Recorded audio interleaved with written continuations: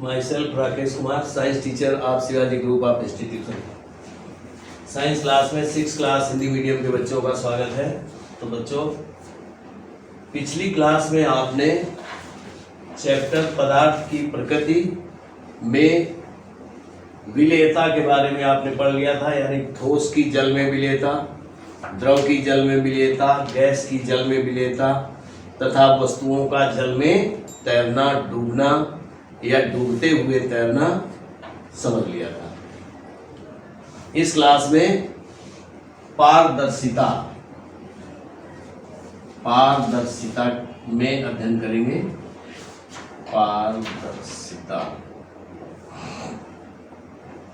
पारदर्शिता किसको कहते हैं या पारदर्शी पदार्थ कौन कौन से होते हैं? तो जब किसी पदार्थ के एक तरफ खड़े होकर उसके दूसरी तरफ देखने का प्रयास करते हैं, अगर हमको दूसरी तरफ की वस्तुएं स्पष्ट दिखाई दे जाती हैं तो हम इसे पारदर्शिता कहते हैं। प्रत्येक पदार्थ के आर पार नहीं देखा जा सकता है, क्योंकि पदार्थ तो कई प्रकार से हैं। कुछ ऐसे हैं जिनके आर पार दिखाई दे सकता है और कुछ ऐसे हैं जिनके आर पार दिखाई नहीं दे सकता है। जैसे हम अपने घरों की दीवारों के पीछे देखते हैं तो नहीं देख सकते हैं, क्योंकि वो कोई पारदर्शी चीज नहीं है। यदि घर के दरवाजे लकड़ी या लोहे के होते हैं तब भी हम आर पार उनसे नहीं देख सकते हैं।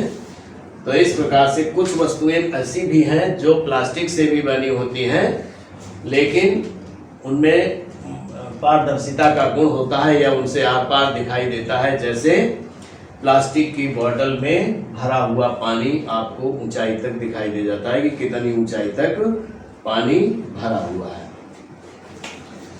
तो इस प्रकार से हम इन्हें जिनसे दिखाई देता है उनको हम पारदर्शी कहते हैं, और जिन वस्तुओं से आर पार दिखाई नहीं देता है उनको हम अपारदर्शी वस्तुएं कहते हैं।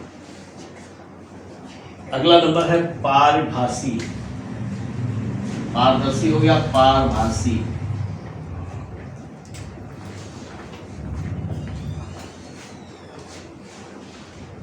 पारभासी वस्तुएं जैसे यदि हम किसी पेपर या कागज में थोड़ा सा तेल डाल दें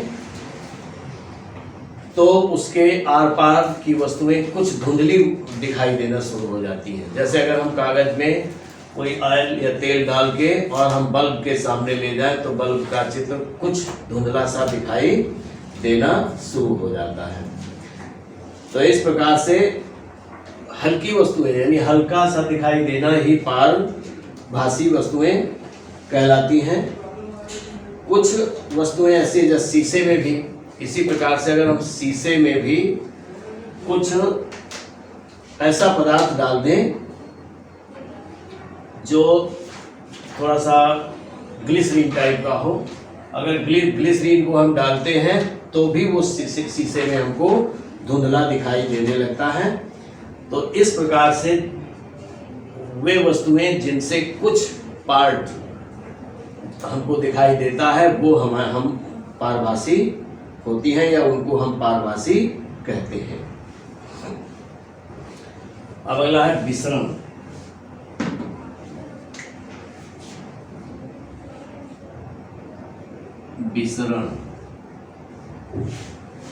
विसरण को समझने के लिए सबसे पहले हमको जानने की जरूरत है कि ठोस, द्रव और गैस तीनों अवस्थाओं का ऑर्गेनाइजेशन कि कैसे किससे का क्या बना होता है। तो ठोस वस्तुओं में प्रायः उनके अणु बहुत पास पास होते हैं। उनमें अंतरा आणविक स्थान बहुत कम होता है एवं अंतरा आणविक आकर्षण बल अधिक होता है, जिसके कारण वो अणु एक स्थान से दूसरे स्थान को टर्न नहीं करते हैं या नहीं जा सकते हैं। तो ठोस वस्तुओं में विसरण दर बिल्कुल नगण्य के बराबर होती है। तो विसरण में किसी गैस का बाहर की तरफ फैलने तथा कंटेनर को भरने या एक गैस को दूसरे गैस में अंतः मिश्रण ही विसरण कहलाता है। तो ठोस तो विसरित होते नहीं है, लेकिन द्रवों को आप देखें तो द्रव के अणु ठोसों की अपेक्षा कुछ दूर दूर होते हैं और द्रवों के अणुओं में आकर्षण बल भी ठोस के अणुओं की अपेक्षा कम होता है। इसलिए द्रवों का आयतन तो निश्चित होता है, लेकिन अगर हम किसी द्रव को जिस बर्तन में डालते हैं वो आकार उसी का ले लेता है, इसलिए आकार उनका अनिश्चित होगा। आयतन निश्चित होगा लेकिन आकार अनिश्चित होगा। अगर हम किसी जल में किसी द्रव को डालते हैं, जैसे सिरका है या अल्कोहल है, तो वो जल में विसरित हो जाता है। तो जो द्रव पदार्थ हैं वो जल में विसरित होते हैं, लेकिन सभी नहीं हो सकते हैं। कुछ पदार्थ ही ऐसे हैं जो विसरित होते हैं। अब आता है गैस। गैसों के अणु बहुत दूर दूर होते हैं। इन अणुओं में अंतरा आणविक स्थान भी बहुत अधिक होता है। अंतरा आणविक स्थान अधिक होने के कारण इनके अणुओं में अंतरा आणविक आकर्षण बल भी बहुत कम या न के बराबर होता है। अगर हम इसको जानने के लिए, अगर हम एक सेंट की शीशी लेते हैं और कमरे के सभी खिड़की और दरवाजे बंद करके और उसकी कैप खोल दें, तो थोड़ी देर बाद आप देखते हैं कि सेंट की महक पूरे कमरे में फैल जाती है।